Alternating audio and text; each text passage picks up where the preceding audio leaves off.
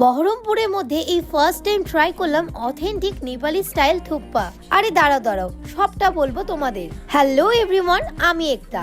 আজকের ভিডিওতে তোমাদেরকে খোঁজ দিব আমাদের বহরমপুরের মধ্যে রিসেন্টলি ওপেন হওয়া ক্যাফে, অর্থাৎ ক্রাশের। এই ক্যাফেটা ওপেন হওয়া জাস্ট 3 উইক মতো হয়েছে, আর ওপেন হওয়া থেকে এখানে কিন্তু বেশ ক্রাউড থাকে, তাই আমিও ভাবলাম একবার তো গিয়ে দেখাই যাক। প্রথমেই দেখতে পাই এই ক্যাফেতে নিচে সিটিং প্লেসের সাথে রুফটপেও সিটিং প্লেস রয়েছে, আর সত্যি বলতে জায়গাটা কিন্তু বেশ ফটোজেনিক। এছাড়াও এই ক্যাফের ঠিক পাশেই রয়েছে গঙ্গা নদী।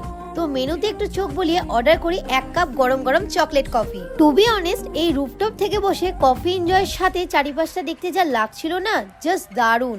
আমি একটা প্রো টিপস দিই, চেষ্টা করো সানসেট হওয়ার একটু আগে আসার, তাহলে আরো সুন্দর ভিউ পাবে। এছাড়াও তাদের মেনুতে রয়েছে প্রচুর ধরনের স্ন্যাক্স আইটেম। তো সেইখান থেকেই আমি নিয়েছিলাম চিজ মাশরুম স্যান্ডউইচ, সাথে ভেজ থুপ্পা।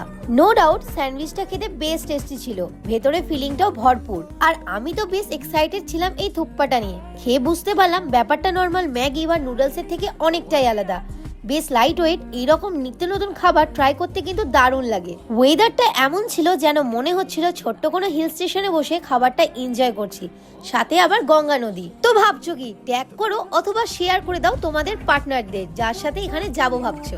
চলো এবার ক্যাফেটার লোকেশনটা বলে দিই। লোকেশন প্রায় সবারই চেনা, বহরমপুর সয়দাবাদ ফুড পার্ক, গঙ্গার ধারে। ভিডিওটি কেমন লাগলো কমেন্ট করে অবশ্যই জানিও। আবারও দেখা হচ্ছে এরকমই কোনো ভিডিওর সাথে, ততক্ষণের জন্য বাই বাই।